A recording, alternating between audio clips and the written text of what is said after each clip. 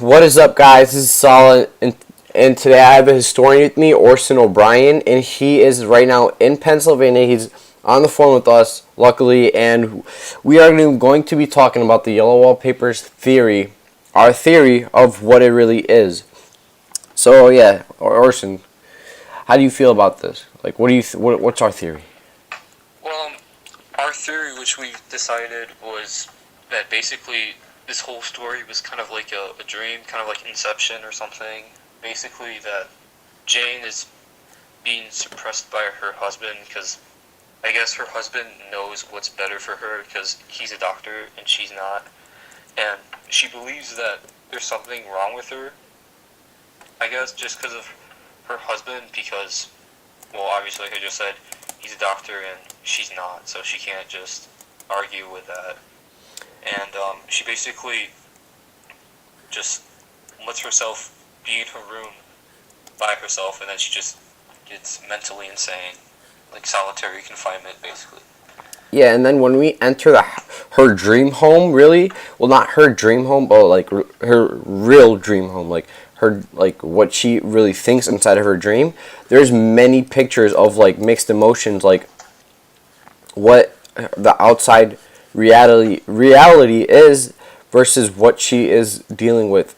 And yeah, what's the difference between what is real and what is not real? Eventually, she just forgets that all. yeah, and right here is John's room, and this is John right here. He's on bed, like he's on the bed, hopping up and down. Yeah, and so John is living right now with like a comfy bed, like all portraits of him, like portraits of him, and this is a portrait of him being 86 years old, and this right here is him now, and like you can't afford all those portraits. Like I'm saying this word so wrong, but really he's living better than like Jane, and this is her what she feels like it's going on. And up here is actually where Jane is living, which is like a literal room, and here's Jane. And this head is her still being up, like she can't get out of it. Like this yellow wall, Basically, yeah. she can't get out of it. She's looking at herself. That's what the head represents. When she sees a shadow in the wall, she tries to take off the wallpaper.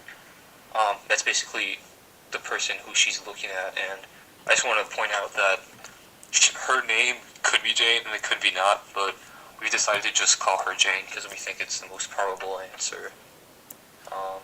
Yeah.